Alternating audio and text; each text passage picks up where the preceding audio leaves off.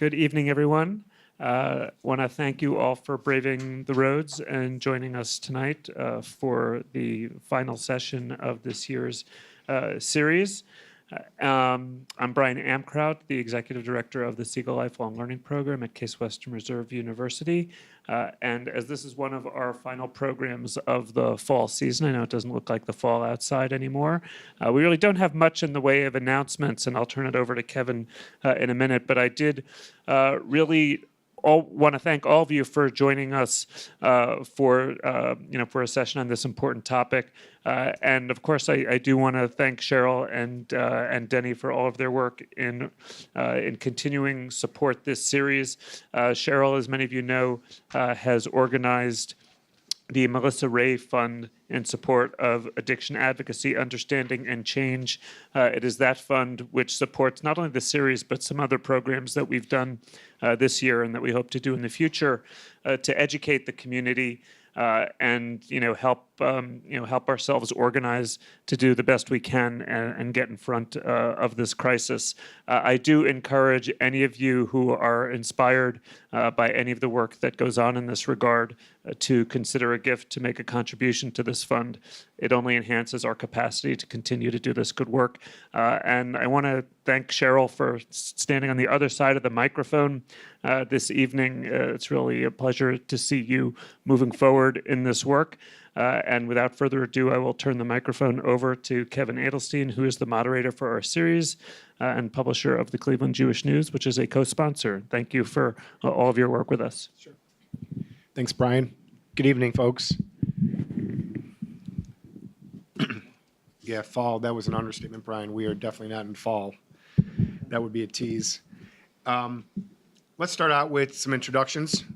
Brian told you a little bit about Cheryl. Pete Bliss has served in the crisis intervention field for over 25 years. Pete is founder coordinator of the Cuyahoga County Suicide Postvention Response Team, which partners with the Cuyahoga County Medical Examiner's Office to reach out to those most immediately impacted by suicide loss. As a field advocate for the American Foundation for Suicide Prevention and as Ohio representative for Grief Care Fellowship, Inc., Pete regularly provides suicide prevention and loss response training for law enforcement teams, first responders, and a wide array of other community service providers. Pete also serves as an associate for Bush Funeral and Crematory Services. Please welcome Pete Bliss. As Brian said, the creator of this series is Cheryl Hirsch. Cheryl is the community advocate and assistant director of Jewish Lifelong Learning at the Siegal Lifelong Learning Program at Case Western Reserve University. Thank you, both of you, for being here tonight. The title of our talk is Addiction and Suicide, Correlations and How a Community Responds. I think that's a perfect place to start. What are the correlations? I'm going to let Pete take that one.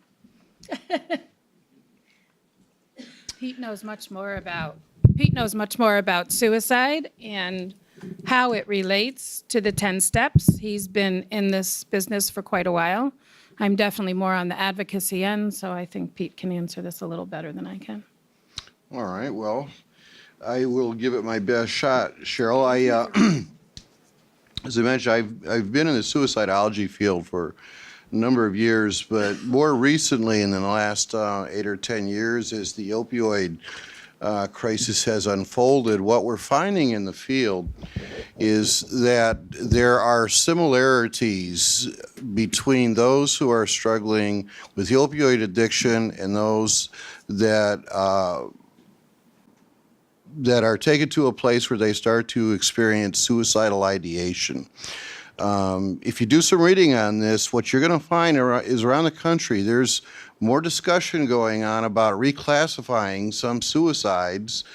And the problem with ruling suicides and overdoses lies in the medical examiner's office, because if there's no suicide note, if there isn't a psychological autopsy performed, if there's not enough investigative work done, some rulings can be very, very difficult for the medical examiner.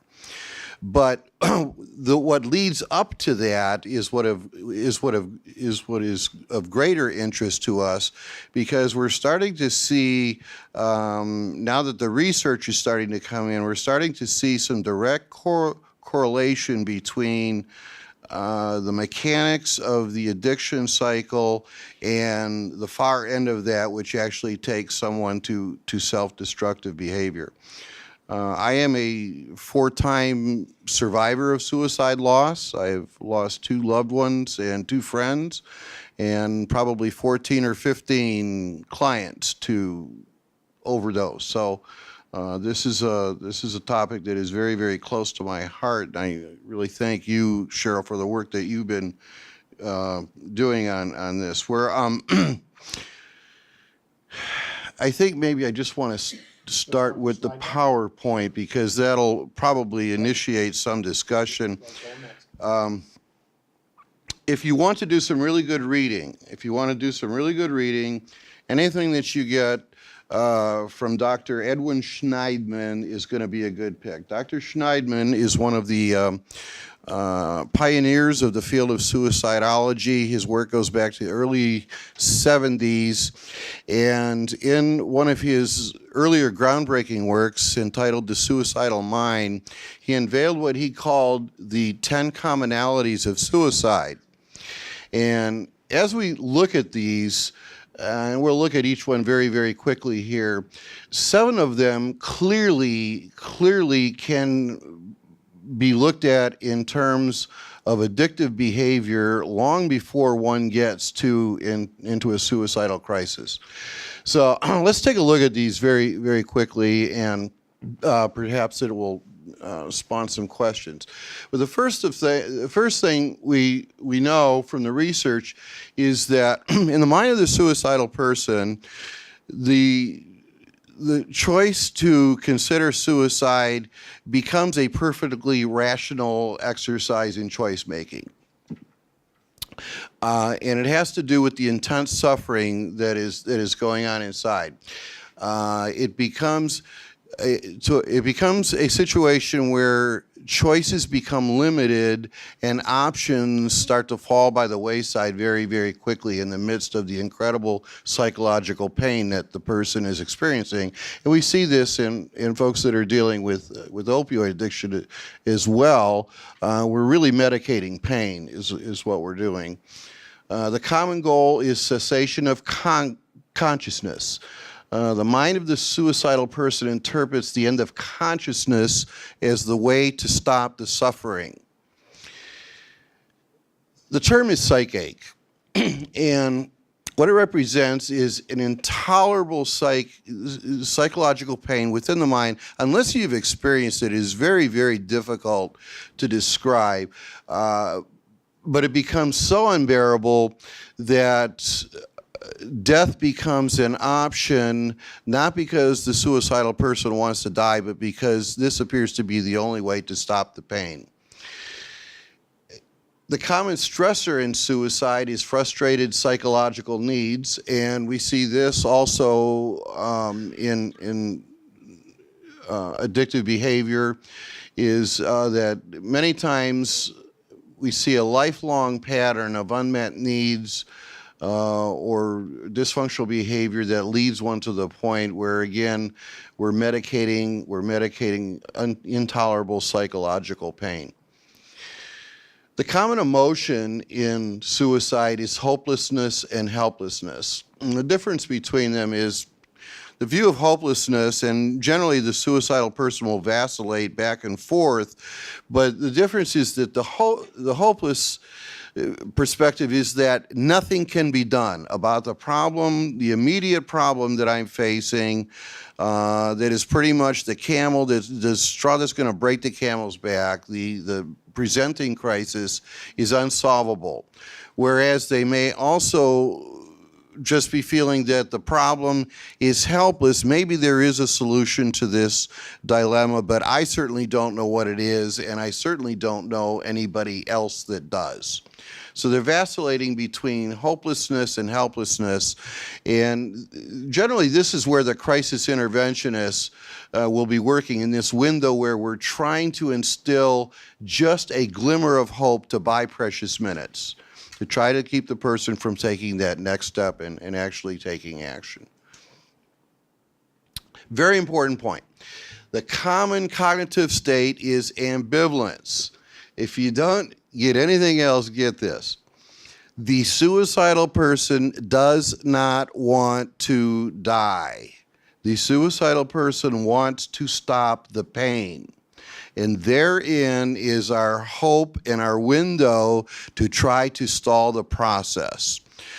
We know this from research. We know this from the attempters who have survived in those milliseconds after they've jumped off the bridge or pulled the trigger.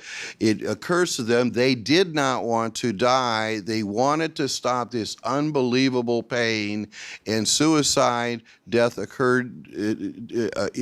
Arose to be the only choice that they had. The common perceptual state is constriction, and we see this in addictive behavior as well.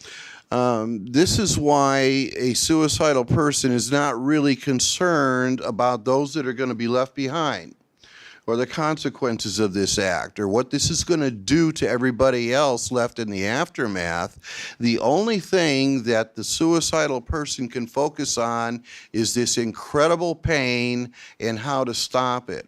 And we say this, we see the same kind of mechanism going on in the case of an addictive cycle.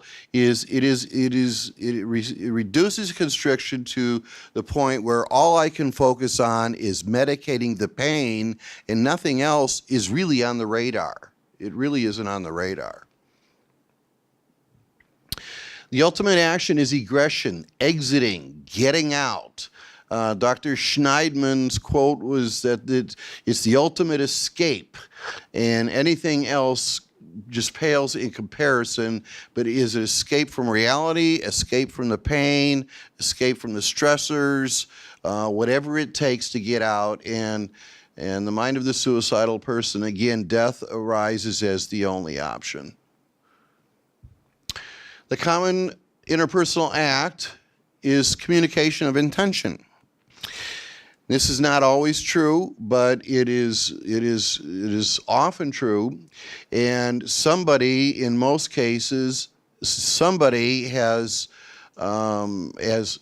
seen or heard one of the warning signs, but probably missed it because they didn't know what the warning signs were. There's a good booklet on the table out there called Talk Saves Lives, if you want to pick that up on your way out. It very clearly spells out the warning signs. But in many, if not most cases, somebody knows that this person is in complete distress and without hope, and they may have even signaled their intentions, but unfortunately the listener did not pick up on it. And last is the common consistency is with lifelong coping patterns.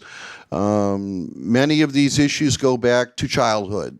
It can be traced back to childhood, family systems, and these sorts of things. And many times when we investigate the person's life in the weeks and months prior to the suicide, we find that there were consistencies in the struggles for a very, very, very long time. Dr. David Nesper, a practitioner in Michigan in the field of suicide treatment, reminds us that it is an outcome that requires many things to go wrong all at the same time. Seldom does someone attempt suicide quickly, and seldom do they attempt for a very simple reason. It is generally a very, very complicated process that has taken a long, long time and will unfold not over weeks and months, but over years. As one stacks one trauma after another and faces struggles throughout their life, not treated for major depression, and specifically bipolar and schizophrenia, which are the two most common disorders, then the prognosis just worsens. But we have to remember this is never a simple process. It's generally a very, very long, complicated process. I'm almost done here. Two issues that you don't hear much about but are very, very, they're central to both the addictive behavior cycle and the suicidal process is first of all anhedonia, which is not specifically a disorder, but what it is it is an inability for someone to experience pain. In the DSM-V, it's a component of depressive disorders, of substance abuse related disorders, and psychotic disorders, and personality disorders. And it is simply the inability to experience pleasure for what you used to be able to. And it's because the brain isn't functioning properly. It's very, very frustrating for somebody who develops this, especially if you have untreated major depressive disorder, bipolar. It can actually become scary because all of a sudden things that you used to be able to use to somehow stimulate yourself and find gratification no longer have any value. And the other one you don't hear much about at all is anosognosia. This is a very interesting disorder. It was first named by neurologist Joseph Babinski in 1914, and it is actually a Greek word that translates to not know a disease. It's caused by damage to the brain in association with other illnesses, again, generally schizophrenia or bipolar, and it is a deficit of self-awareness in which the person with some disability actually seems unaware of its existence. It's, it results from a physiological damage to brain structures, typically the parietal lobe, or a diffuse lesion on the frontotemporal parietal area in the right hemisphere. So it is a neurological disorder. It's very different. It's very different from denial because the person is actually unable to realize that they're sick. They're unable to understand or even realize that they're sick. It is a treatable illness, and again, generally most commonly found coupled with schizophrenia or major depressive disorder. And that concludes my few slides. You want to take a few questions on your deck now, or folks have questions? Does anybody now? have questions about this? Okay. So, go ahead, We're Kevin. going to be interactive throughout. Pete, Postvention, it's part of what you do. Talk to us about Postvention. What is it? What we do in the postvention field is we are zeroing in on those who have been most immediately impacted by suicide loss. And the reason we do that is because suicide loss survivors themselves are generally placed at high risk. Many of the same factors that we find in family systems and relationships or what have you are existent in the lives of the survivors as well. And the biggest problem with survivors of suicide is we generally don't seek help. We generally don't seek help.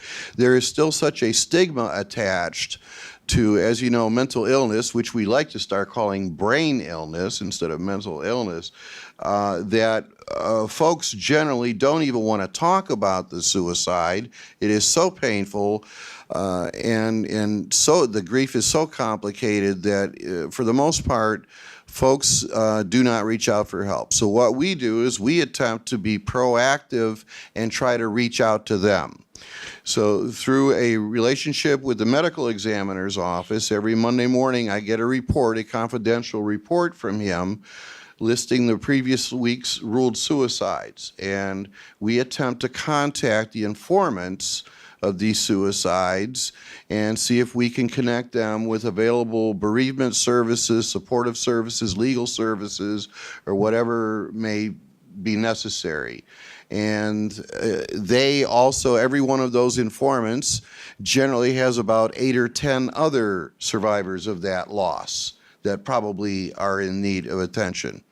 What I could interject right now is, as of last Monday, 12/3, we have 178 ruled suicides in Cuyahoga County in 2018, which is a new annual record as of last Monday. And so far this year, we have 335 overdose deaths.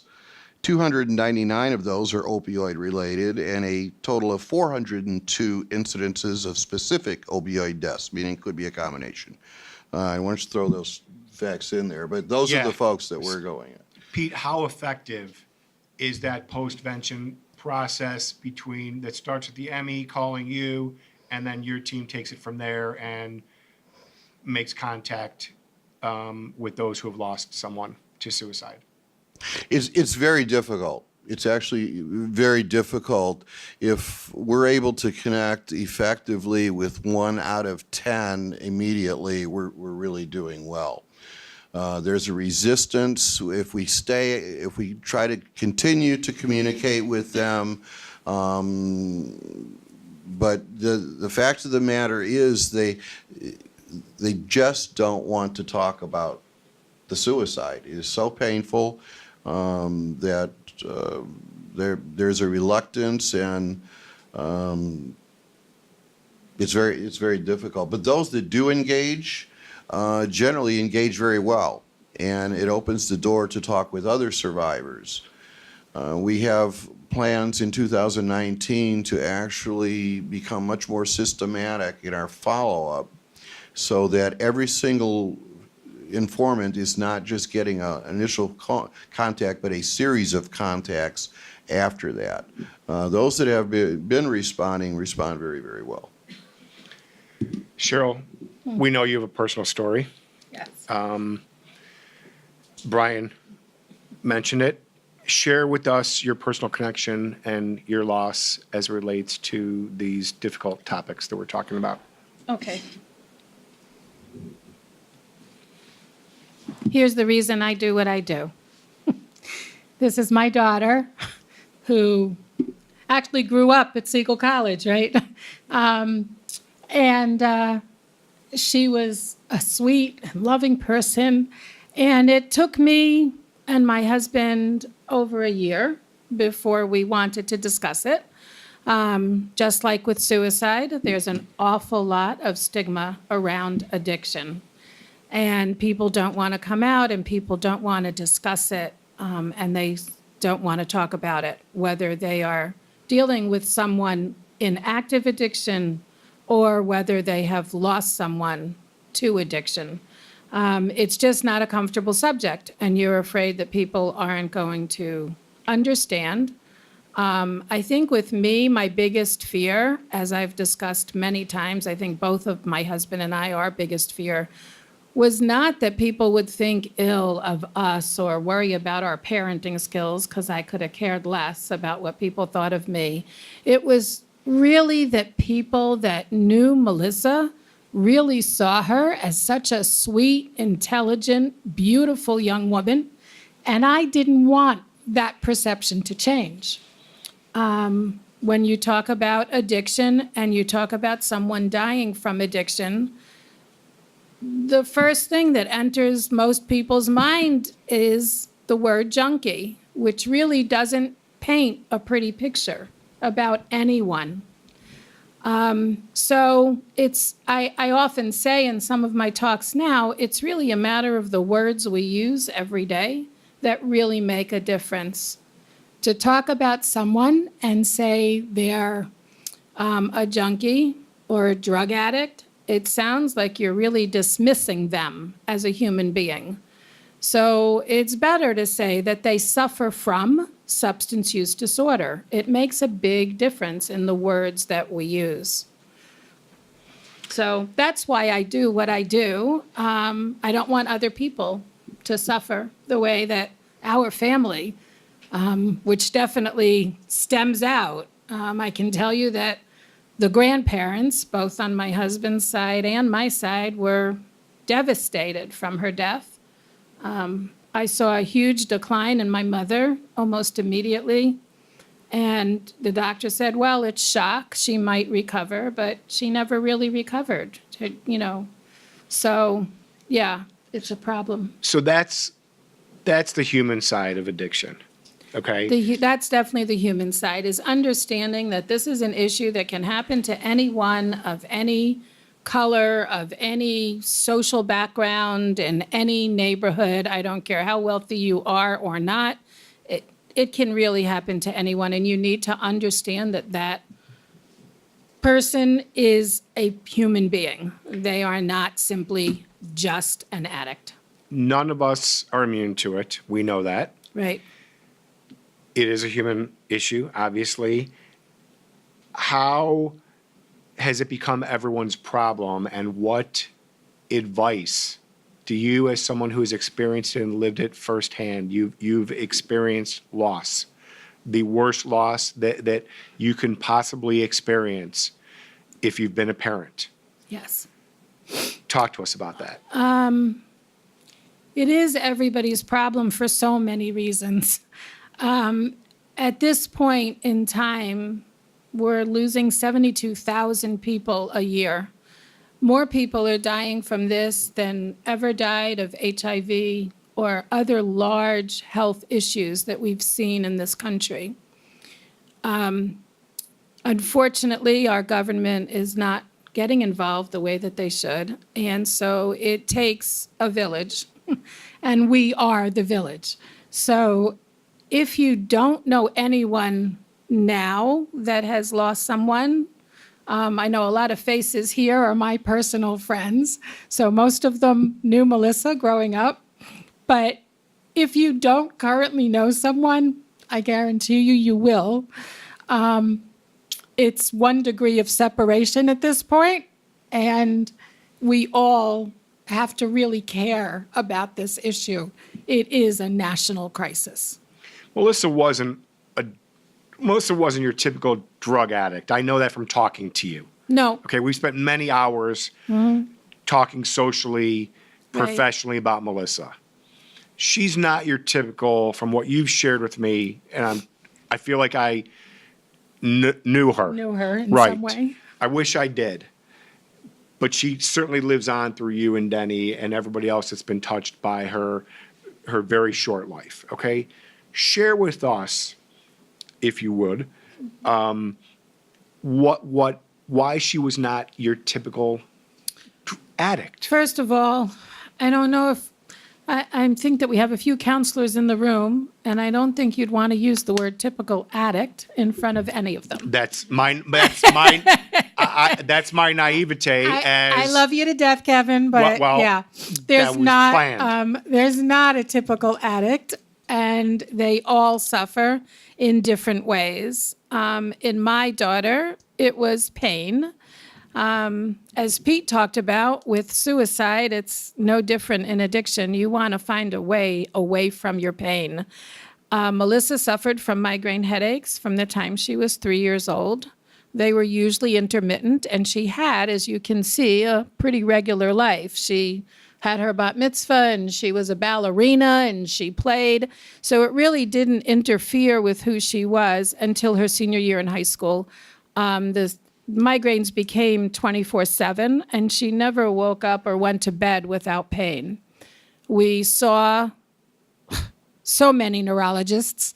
We all know that this city is not short on doctors, and none of them could find something that would help.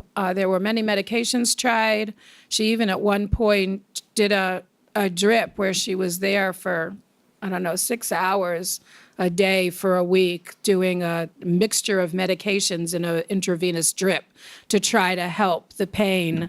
None of it helped, and eventually she went to a neurologist who did prescribe OxyContin, and that was basically where it began.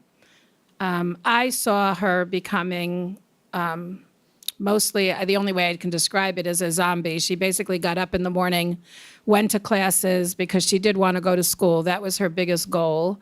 I didn't want her to go on the OxyContin, and her only words were, Ima is the Hebrew word for mother. Ima, I have to finish school. No matter what else, I have to finish school. So that was the routine. She would get up in the morning, she'd go to classes, she'd come home, she would sleep, she would do some homework, and get up again and go. it was very difficult, obviously, to live with pain like that. It hurt her social life. And she would often say to me, I just want to be a normal 20-year-old or a normal 18-year-old. And I want to go to the parties and I want to date and I want to be out with my friends. And she really had a hard time with it. She quickly found out that boys, she was a pretty girl, as you can see, so boys in college would say, oh, I'll hang out with you for a while. And she quickly found out that the only reason they were hanging out with her was to, have fun, so to speak. And as soon as they found out that wasn't going to happen because of her pain, they quickly stopped hanging out with her as much. So she definitely suffered in her social life without a doubt. But yeah, it was pain. We finally took her off the OxyContin. I convinced her to go off it. And she came home. She went to a pain treatment program, which was for 90 days, which is a very typical thing that insurance covers. It's anywhere from 30 to 90 days is what our insurance covers. She did very well. The doctors were very hopeful. Her therapist in the program was in love with her. I mean, she just thought that she was doing phenomenally. She joined 12-step programs. She really did everything she was supposed to do, and then begged me to go back to school in Cincinnati, which I allowed her to do under duress with a boyfriend who also was addicted to the painkillers. Not so much for pain as much as getting high. But he went to a program also while they were home. And when they went back to school, she was, I don't know, a couple months, whatever. She obviously still in pain. That did not go away. And he said, one day I'll go out and get you something to help. And he came back with heroin. It was a year later, that probably less than a year later, that she was gone. You have a dose of Narcan next to you. So yeah, I'm a big advocate. This sits in my office, although it's doubtful that I'll need it for any of the 80-year-old students that we have here. But it does sit in my office basically because of what I do, and I also have one at home. I wanted to just show everybody how small it is. It's so easy to get. Your doctor would gladly, any of your GPs would actually gladly give you a prescription for it. You can carry it in your purse. This box holds 2 doses. Your insurance would cover it. Some pharmacies, you can really get it for free. In fact, some pharmacies, you don't need a prescription because they hold what they call these general prescriptions, and they can actually just give it to you by writing one of those prescriptions out and getting it for you. I can tell you that once my husband and I were out to lunch, actually with my father-in-law, and I went into the restroom, and a woman was in the restroom. I could hear somebody, in the stall next to me, and she really sounded like she was in distress and having trouble. I didn't ask her what was wrong, but I did immediately tell the hostess at the restaurant that a manager should go into the restroom and just check on this woman. I'm deeply in tune, obviously, more than most people are to this issue. I've called the police several times when I've seen people in a parking lot, 2 cars approaching each other, stopping, talking for 5 minutes and leaving. I mean, there are obvious signs. And so I'm in tune to it. But you just never know when this might come in handy. You can't leave it in your car like in your glove box because you can't have it in extreme cold or heat. So in the summertime, something would happen, or in the wintertime. But you can't hurt anybody by giving them a dose of this. That's what everyone needs to know. You can administer Narcan to anyone who appears to be dying, overdosing, and you're not sure what they've taken or what they've done. If they have not taken an opioid, this will not bring them back to life. But if they have taken an opioid, it will certainly bring them back to life.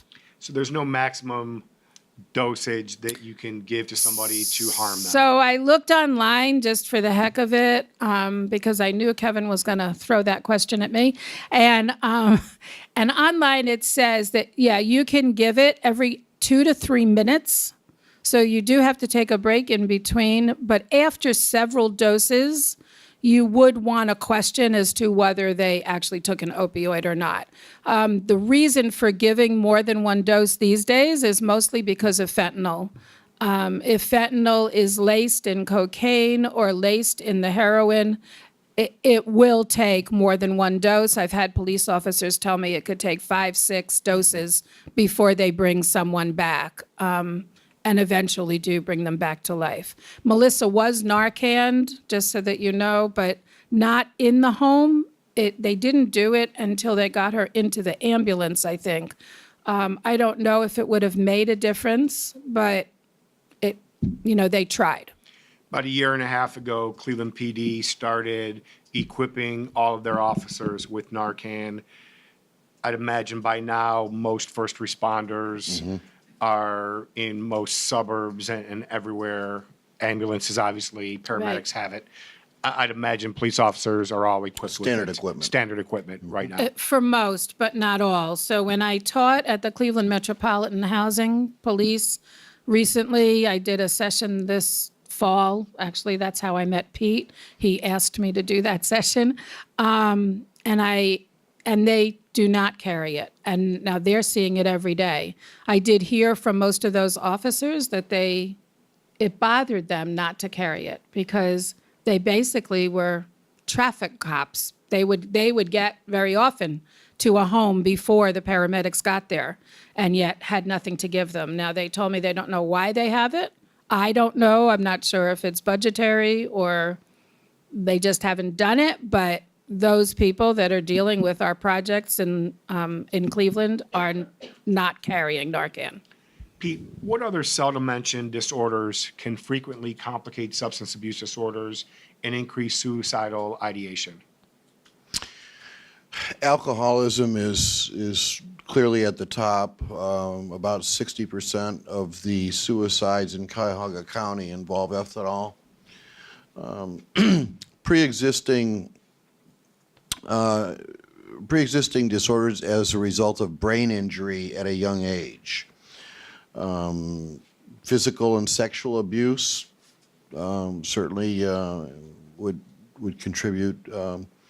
But again, the primary disorders that we're really looking at are major depressive disorder and bipolar. A combination of personality disorders could be considered as well.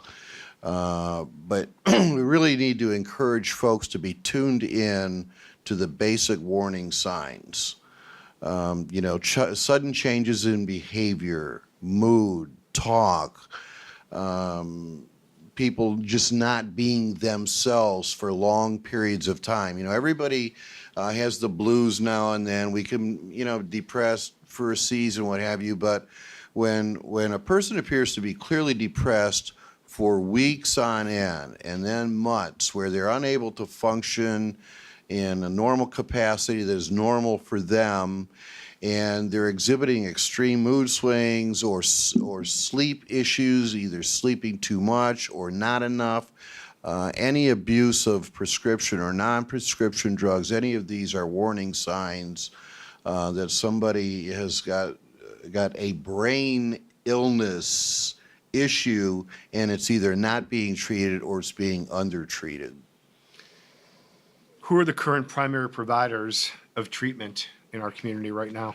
Right now, and you can find all of these if you go into the Cuyahoga County portal to the Opiate Task Force, you'll find that the leading providers right now are Catholic Charities, Salvation Army, Orca House, St. Vincent Charity Rosary Home, Recovery Resources, New Directions, and Stella Maris. All of these are endorsed and in some way funded by the Adams Board right now, and all of them are in the process of using evidence-based programming for opioid treatment. So that list is updated annually. Actually, it's semi-annually now because there's some more funding has just been released. So if you want to stay on top of the opioid crisis, it's as simple as going to the Opiate Task Force portal in the Cuyahoga County website, and everything you need to know is in there, and it's all current. Okay, Cheryl, you mentioned this. You said the government could do more. Yeah. Okay. We'll talk, I'll ask you both about, Ohio State issue 1. If we have time, we know how that ended up. I know clearly where you stand on it. What can law enforcement do better to understand the epidemic and help? You have some officers Right, that are asking for help right. from just carrying around 2 doses, in a box. What can the global picture, what can they do better? And where does it start? It's hard to know where it starts, and blame is rampant, okay? Like, we can find lots of people to blame, but it's sort of a useless thing to do because it really doesn't solve anything or help us move forward. So I like to put that behind us. But police officers in general, it's not that they don't understand. I think in many ways, we don't understand fully the jobs that they have also every day. So in teaching the police officers this fall, it was something I've wanted to do for a long time. I had an officer talk to me day after day when we used to be housed in Agnon School. And this one officer used to come around and he'd have coffee with me every morning and we'd shoot the breeze and talk about everything. And he was an off-duty orange police officer. And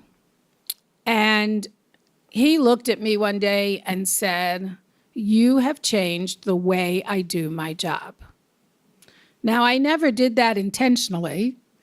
I just did it because of who I am. And so when he would talk to me about somebody overdosing and them being a criminal for what they were doing and having drugs on them and everything else, and I'd say to him, "But you could have arrested my daughter, and she would have been a criminal also. But she's also my daughter and someone that I loved." So you always have to remember that when you're arresting somebody or bringing them back to life, whatever it is, you have to remember that that person is somebody's brother, sister, daughter, son, loved one. Somewhere, somebody gave birth to that human being and probably still loves them and is still concerned about them, even if they're not in their lives. So it's really the police understanding that there is that human side. And with addiction, unlike other crimes, that it is an illness. And there are many police officers, and I really believe it's because of what they do every day that has the mental block in their minds from accepting that.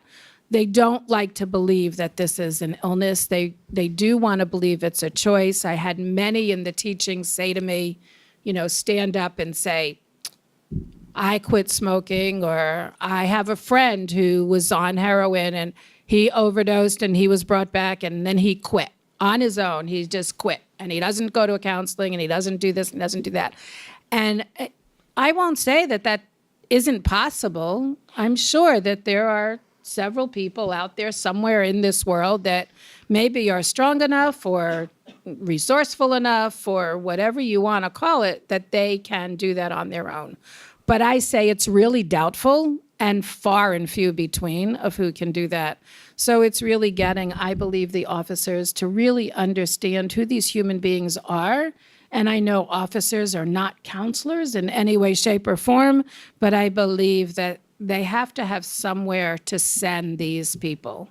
When they bring someone back and they're taking them to the hospital, there's got to be information handed to them at that time to say, "We can give you help. I'm sorry you're going through this," instead of treating them like a criminal and holding them down on the ground and, throwing cuffs on them. And that's what this officer told me.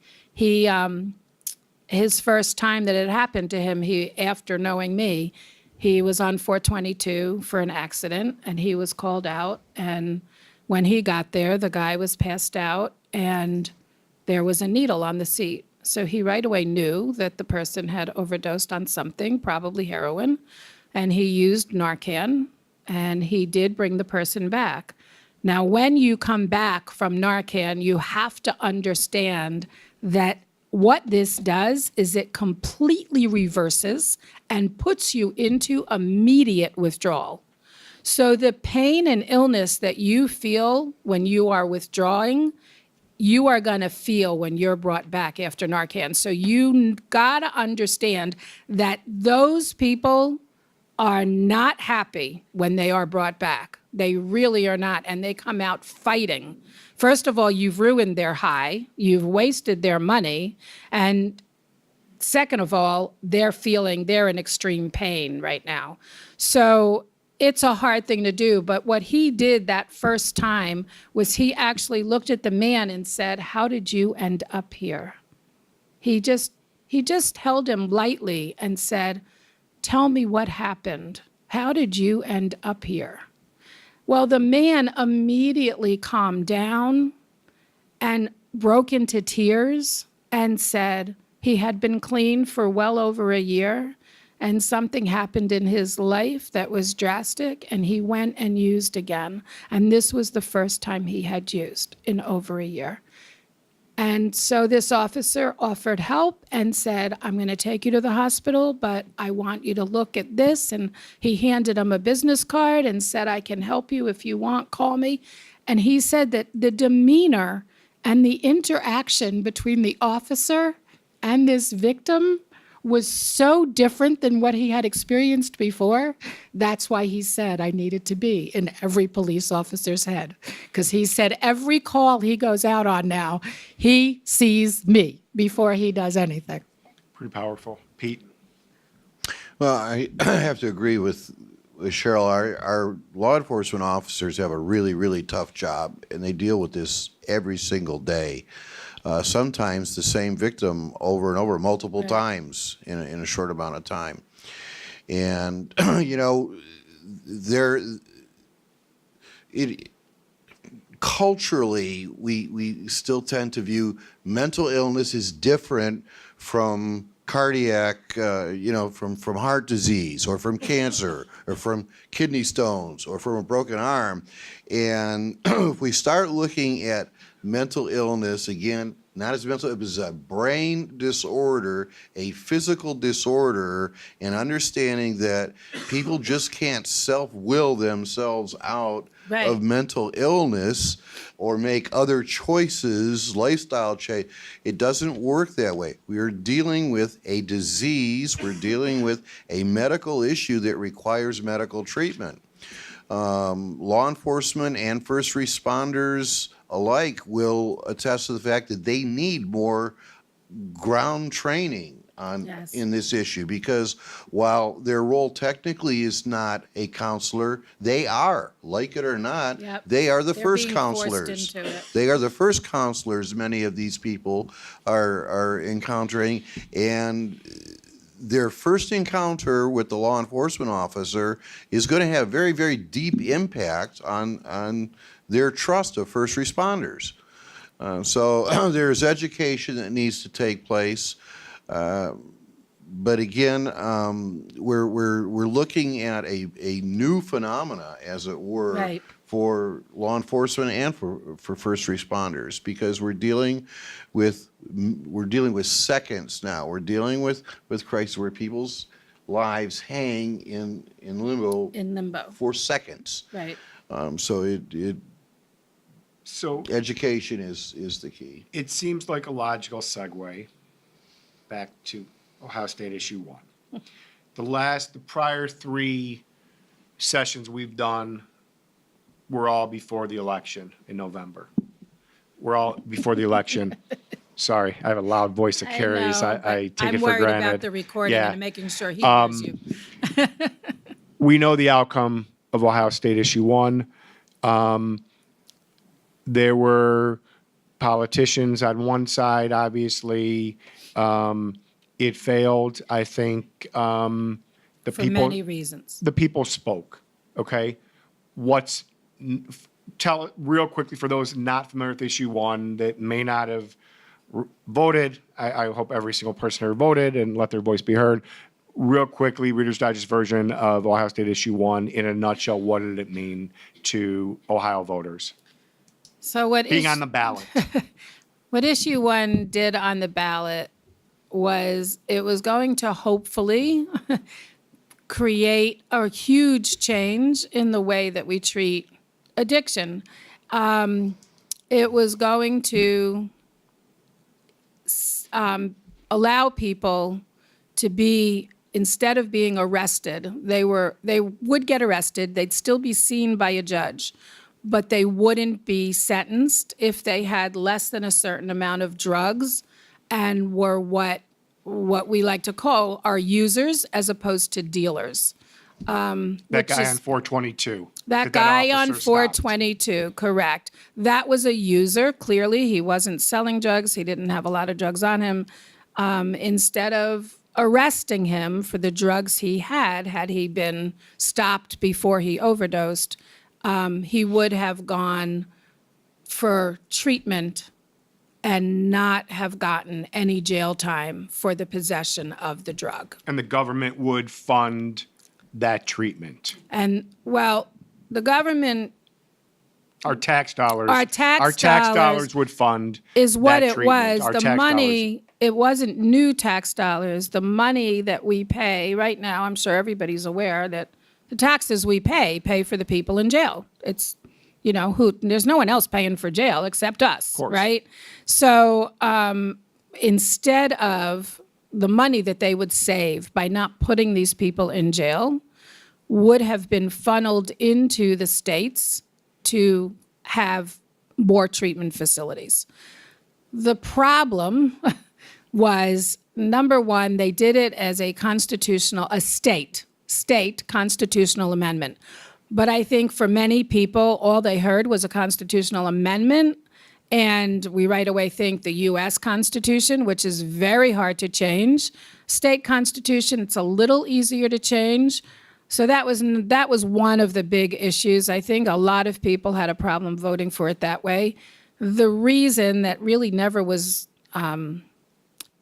casted in the news, never talked about, was the reason they did it through a constitutional amendment was really to make a loud voice, because they had tried to put it through legislation that would have been a regular bill, but the legislators had turned them down 3 times in doing anything for this issue and turning anything around.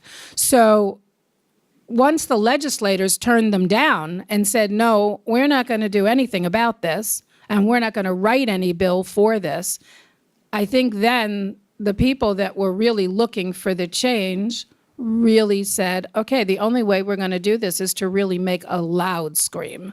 And that's basically what they did. Pete, You agree? You're Agreed, many things. Go ahead. Pretty impressive. We have one dossier. question. Yes. Go ahead. I remember, Cheryl, you're saying the bill didn't go far enough for people to vote yes. It didn't. What did you mean by that? So it's not that the bill didn't go far enough for people to vote yes, but it was written with a lot of open language. And it didn't lock down on what you could do and where the people were going to go and how the money was going to get put away. And so there were a lot of sort of open-ended things, and I think, that also obviously was a very scary thought. So I voted for it, just so that you know. I'm your bleeding heart liberal from the word go. But I voted for it. I was hoping to see some change in this world. And Lord knows what we're doing now is not working. So something has to happen. Pete, you're not a politician. Many things, including in the funeral business. Pretty impressive background. What's next? As a member of the community, as a person very touched and earns a living in this field, what's next for us now that it's failed? They're talking. They're talking, yeah. They are talking. Who's they? At the state level, they're At talking. the state level, Okay. they're talking. And there's a lot of groups. I actually just recently spoke to somebody who, she's been at several of these sessions. She does community work. She's a counselor, but she also does a lot of community work for the Greater Cleveland Board of Rabbis, or the Greater Cleveland Congregations, not Board of Rabbis, Greater Cleveland Congregations, Donna Weinberger. And she was just in New York with a group of people from all over the country, basically, that were getting together to discuss exactly that, what's next and what steps are coming. So I have no doubt that there is a future and that we will see something else now that issue 1 failed. The people spoke as far as putting it down, but the rest of the people spoke by saying we need something done. Now it's time. We saw the election. I mean, look at the election. There's not one person, senator, governor, council person, that ran without mentioning addiction and the opioid crisis. Now it's time to make them open their mouths. And again, it takes a village. We all need to open our mouths and write letters to them to say, you need to do something. Sir. While issue 1 is a direct political issue, but before that, the point what you are discussing with respect to the training, the awareness of the police force, like say working with the mayor's office, like Frank Jackson's office, or Fowler counties, whatever small cities we have, what is the present effort in taking that individual mentoring that you did to the police officer, taking it to a collective force? The Cleveland Police Department is currently undergoing systematic training, but it's a large, large team. They are currently engaged with Frontline Service, who is the primary deliverer of traumatic response services in the county, and they are providing this training along with the Adams Board. So it is a work in process, but we do have 62 police departments in Cuyahoga County. So it's a tall order. It's a tall order. The training is not cheap. It has to be conducted by professionals. It has to be evidence-based in order to be funded, and has to have measurable outcomes. So it's not just as easy as just training them to be better counselors, as it were, or to be more mindful of mental illness as a physical health issue, a physical disorder.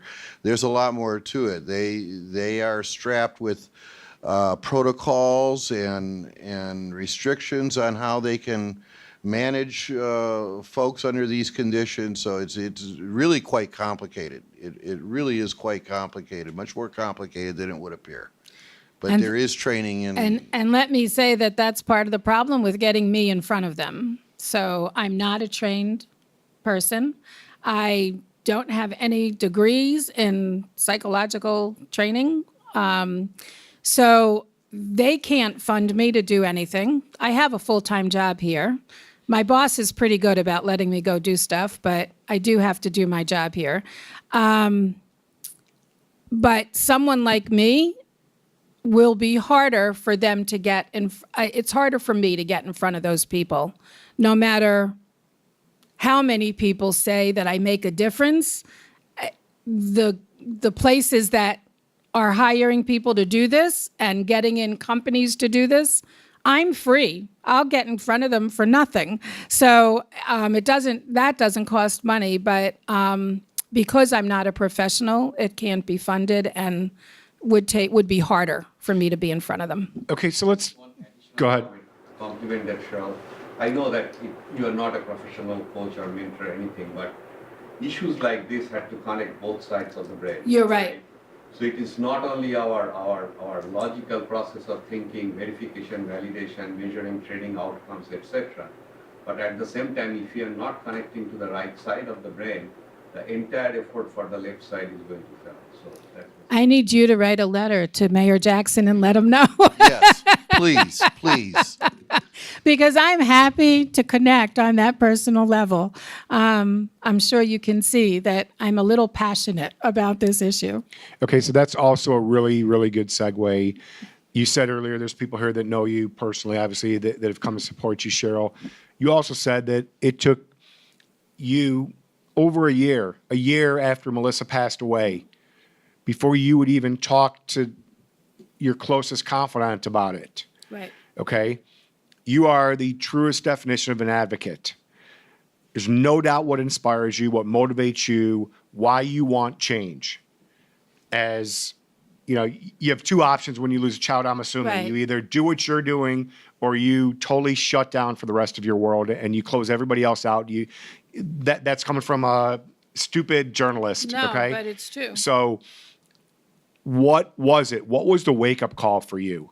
What triggered that for you to do the things that you're doing for free and to advocate as hard as you have been advocating?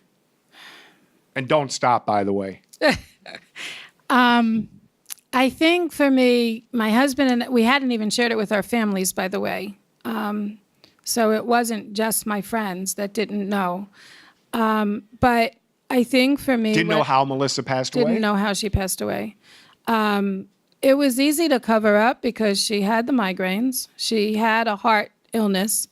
She had a ton of medications for nausea and everything else.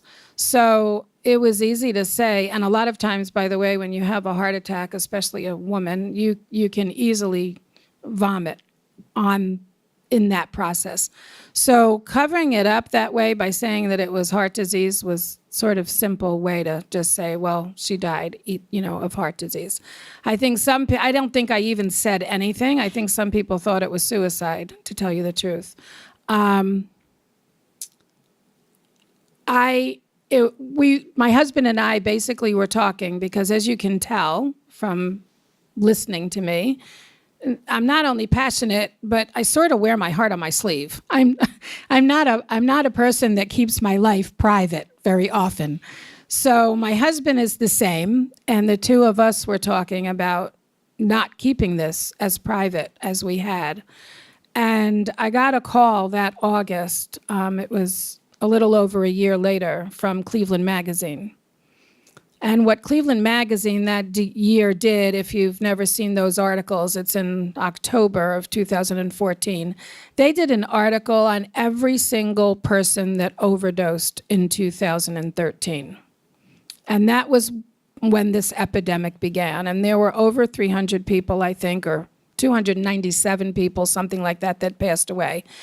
They went through those obituaries and they tried to reach each and every family to try to get more than what the obituary talked about.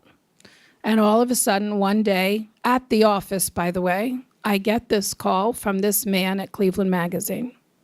And he wanted to know if I wanted to talk more about what had happened to my daughter and that they were doing an article. And I said, boy, it's so weird that you're calling now. It's just a little over a year, and my husband and I were just talking about telling people, and now you're calling. So I guess I kind of saw it as a sign in some way, and I decided to talk to him. And after about a 10-minute conversation, he said to me, I'm going to call you back, probably this afternoon. And I said, okay. And I didn't think much of it. And he called me back and he said, we want your story to be the cover story for this article. So here they had a story with, I think I misspoke. I think it was 197. It was almost 200 people, not 300. But so here was this article with pictures and obituaries and things about all these people that had died. And they wanted the cover story to be Melissa, which I had no idea really what that meant. I had never spoken out in anything like this or done anything like this. So I continued to talk. and then I had my second sign. After speaking to him for a while, he said, we're going to want to send a photographer out to photograph you. And I want you to put you in touch with the photographer. And I said, okay. And the photographer called me and he said, can he come out to the house? And we want to make this as comfortable for you as possible. We understand how difficult this is. I can't begin to tell you how wonderful Cleveland Magazine was during the whole process. They were fantastic. And I said, okay. And he said, but I do have something really difficult to ask you. I would really love to do a couple photos at the cemetery. And I was like, the cemetery, really? And I said, okay, I'll come. So he said, do you mind if I bring an assistant with me? And, I'm picturing what a photographer does, right? With the lights and the umbrella behind you and all this stuff. And I'm like, oh my gosh, and this is going to be at her grave. And I just couldn't imagine how I was going to get through this. But okay, if I'm in, I've got to be all in, right? So we get to the cemetery, and I stepped out of our car, and we looked at this assistant. And before we got out of the car, I looked at my husband, and I'm like, she's not an assistant. That's his girlfriend. Like, she was so cute and lovely, like I could just see her. And he's over already taking pictures of just the gravestone. And I got out of the car, and I stretched my arm out to shake her hand, and I said, hi, how are you? I'm Cheryl. And she stretched out her arm and she said, hi, how are you? I'm Melissa. You ever needed a sign? If I ever needed a sign, there it was. Pete, I read your bio when we started this about an hour or so ago. You explained to us what your Monday morning is like. You get a call, report from the ME. You do so much in the community. You do so much professionally.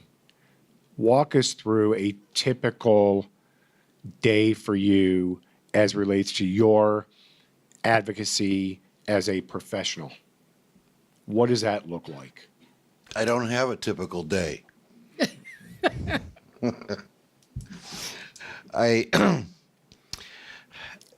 Typically what I get involved in, because I really don't, in the funeral business, there's no such thing as a typical day. But in terms of advocacy, really tried, and I want to encourage you, at least in terms of suicide prevention, to consider being involved in the Cuyahoga County Suicide Prevention Coalition. It's an open forum. It's an open group. They meet at the Adams Board the third Monday of every month at the Adams Board facilities.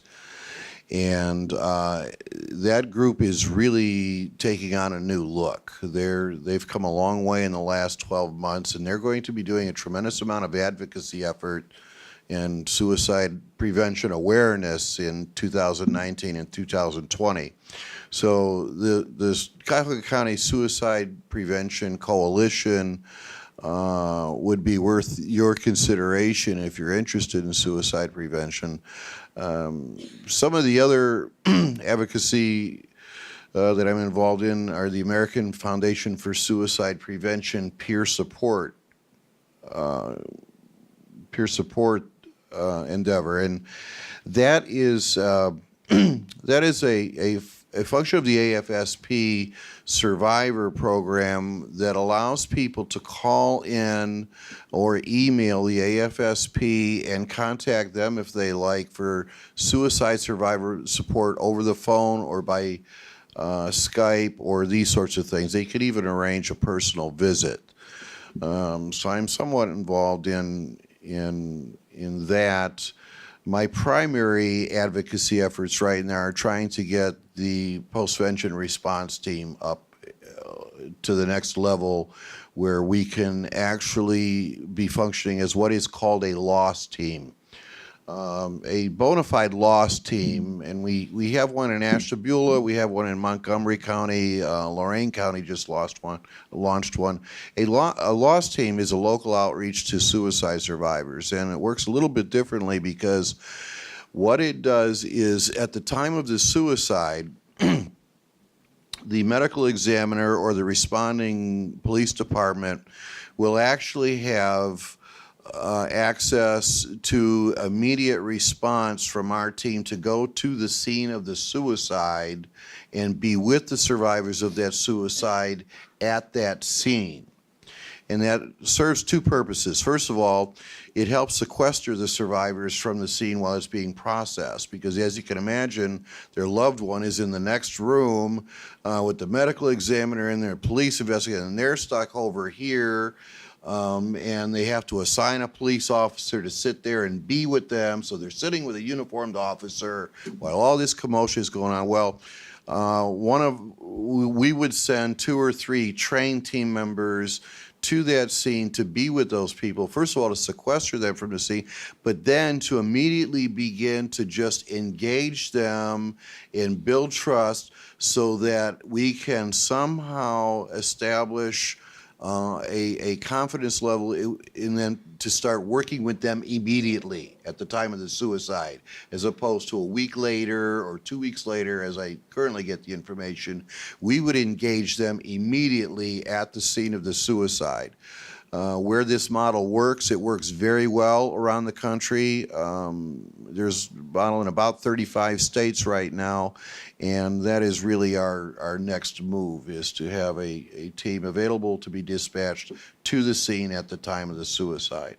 And along those lines, a same kind of team for overdose. Overdose. And by the way, Metro Health Hospital is already doing this with peer support, and they've started that as soon as someone comes into the emergency room, being brought back or whatever the circumstances are that they're in the ER that is suffering from addiction, they have a peer. They have someone who has also suffered from addiction and is now in long-term recovery come to the emergency room. And this is a 24/7 thing where people are called and they come to the emergency room and they will talk to whoever that person is, and not only try to get them to agree to counseling, but also accompany them to a recovery center. Wow. And work with the families. And work with the families in the background. Wow. And I can tell you that's huge, because when I went to Cleveland Clinic, when Melissa came off the painkillers, and remember, I'm going back to 2012 for that. So when she came off the OxyContin, I walked into Cleveland Clinic and they sent me home after being there for 12 hours with Melissa as they got her under control, and said, just watch her for 24 or 48 hours, she'll be fine. And they never gave me anything. They didn't give me any information. They didn't tell me to go to an addiction counselor. They didn't. And the program, the funniest part about that is the program she ended up joining was actually through Cleveland Clinic. So it's like, this is the way our system worked 6 years ago or 7 years ago. And now these are the updates that are being made. And I'm a patient, basically, of most university hospital doctors, but I can tell you Metro Health is definitely the people that are ahead of the game in this and on top of it and just trying to develop everything they can to help this situation. And actually, they're the ones that also came out with Project Dawn that got Narcan in everyone's hands. And in what you experienced as Melissa's mother when she went through her tragedy, we've come a long way. It's encouraging. Oh, we're huge. making progress, Huge. right? The police officers barely spoke to me, trying to get them even just to let me know if she was alive or not. I couldn't even get an answer from them. And that's from advocacy and education. Right. They didn't even That we're making bring, that progress, right? Absolutely. They didn't even bring a stretcher into the house. They carried her out, one carrying her from her ankles and the other one from her wrists. So like you could swing, it was just horrible to watch and go through. I couldn't get anything from them. I asked them if I could go into the ambulance. They told me no. So yeah, it's come a very long way, thankfully. As you said, every politician in the state of Ohio that ran for office, opioid addiction, opioid epidemic not Right. addiction, opioid epidemic was on their platform, and they Yep. spoke about it loud and clear. And we haven't heard another word Well, about it since. that's just it. So, yeah. So, before we wrap up with, I want both Cheryl and Pete to leave you with one last takeaway. One of my takeaways already, Pete, I caught you. You said mental illness. I wrote down one of my takeaways is brain illness, and that's one. I don't think I'll say mental illness again, a mental disease. It's a brain illness, brain disorder. I want to open up to some questions. There's been some intermittently. Folks, you want to ask, you have them here. Anything from Cheryl and or Pete? What happened to the young man who gave your daughter the heroin? So I haven't personally kept up with him in any way. I'm kind of, let's say, angry. He's somebody that I'll never forgive in my life, even though I've actually spoken to a rabbi about it, because on Yom Kippur, we're supposed to forgive everyone in our lives. And I also always say, how do I do that year after year? But I've been told by the rabbis I don't have to forgive him. But as far as I know, he's clean. And right now, he's engaged to a woman. So he's fine. She's not. Any other questions? Okay, Pete, let's give us one takeaway that we haven't talked about that you would like folks to know about your work, the community, this epidemic, and leave us with some good thoughts. It's, as Cheryl has said, it's everybody's problem. It's everybody's problem, and we all need to be advocating. It is a major health crisis. It's not going away on its own. And, carry some of this with you. You never know when you're going to need it. I mean, this is the day we live in. And Whether you have a child or not, you recommend that we go out, get a prescription, talk to our physician, just in case. well, the people who study these things will tell us that 80% of us in this room are going to be directly impacted by suicide in our lifetime. And 90% of us are going to be directly impacted by an opioid overdose in our lifetime. So if you haven't been, you will be. It's only a matter of time. So be ready. Be ready. Better to be prepared. Your website I was browsing your website earlier, and you post a recent report that was conducted in June of this year from the CDC, which read suicide rates have been rising in nearly every state according to the latest vital signs report. They're gathering data through 2016. In 2016, nearly 45,000 Americans aged 10 or older died by suicide. Suicide is the 10th leading cause of death and is one of just 3 leading causes that are on the rise. Ohio had 1,707 deaths by suicide in 2016 and has continued to climb in recent years. The American Association of Suicidology states that nationally, one person dies by suicide every 11.7 minutes. One older adult, age 65 plus, dies by suicide every hour and 4 minutes. One young person, age 15 to 24, dies by suicide every 1 hour and 32 minutes. If children less than 15 years of age are included, that number moves to every 1 hour and 25 minutes. Suicide is the 10th leading cause of death in the United States. Homicide ranks 16th. That scared the bejeebies out of me. Yeah. More males die by suicide than females. A ratio of 3.4 males die per every 1 female death. 1.3 million adults ages 18 plus attempt suicide annually. That is 1 attempt every 28 seconds. And finally, as if that's not enough, folks, for each suicide, there are 6 suicide loss survivors. Your work is about the survivors. Family, friends bereaved and intimately affected by suicide. It's on your website. Pretty frightening statistics. paint us a ray, no pun intended, a ray of hope that we are indeed, despite these staggering statistics, we're making progress, and is there a light at the end of the tunnel? Yes, as long as we can continue to advocate for treatment for brain disorders, especially major depressive disorder and bipolar, the two leading disorders. At the state and federal level, the last few years, we've seen some tremendous breakthrough legislation. Everybody's talking about it. So yeah, we are hopeful.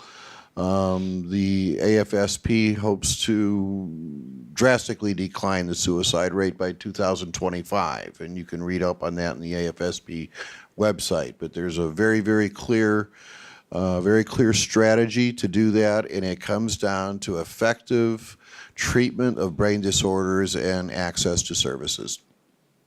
80% of those who die by suicide are dealing with a brain disorder. Right. Cheryl, you're an inspiration to so many of us, so many in Northeast Ohio and beyond that have been touched by your story and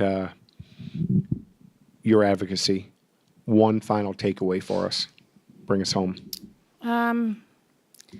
You know, I don't know where to begin. I've talked a lot to everybody about carrying Narcan. It's an important medication to have. To me, the biggest thing is get rid of medication in your medicine chests. Doctors, if you have any kind of surgeries or teeth, you know, work on your teeth from the dentist or other things like that. You always come home with painkillers, whether it's Percocet or Oxycontin, it doesn't matter. It's all opioids, and they all sell on the street for $80 per pill. So to me, the biggest lesson, if nothing else, if you do nothing else in your life, I would tell you that is the one piece of advocacy that is so easy to take care of. Every police station in the area has a drop box. You can leave it there. Coffee grinds is another way to dispose of it. Put it into your coffee grinds. It makes it inactive. Don't flush it down your toilet. You don't want to ruin our water systems. But to me, that's one of the biggest problems because maybe your kids or your grandchildren, they're not using and you're not too concerned about it, but their friends are in and out of the houses. You're cleaning people. Plenty of us have a cleaning woman, not me, but plenty of us are lucky enough to have that service. And a cleaning woman or a caretaker in some way, you wouldn't even know. They don't even have to steal the whole bottle. They could take 4 pills out of there and have a quick $120 in there, or 8 times 4 is whatever, $660 into their pockets. It's crazy how much money people can make off of those drugs. So it just makes sense to just get rid of it. Yeah, and I didn't do my math very well. Sorry about that. $320. $320. $320. I guess wasn't my gonna correct brain's you. not working right now. I'm used to 4th grade math with my 9-year-old daughter, so I'm getting a lot of experience with it again. Ladies and gentlemen, put your hands together for Pete Bliss and Cheryl Hirsch. Thank you. That concludes this 4-part series. Thank you all for those that have attended any one of them, obviously, you folks here. And best wishes to all of you on behalf of Siegal College and the Laura and Alvin Siegal Lifelong Learning Program at Case Western Reserve University. Happy holidays.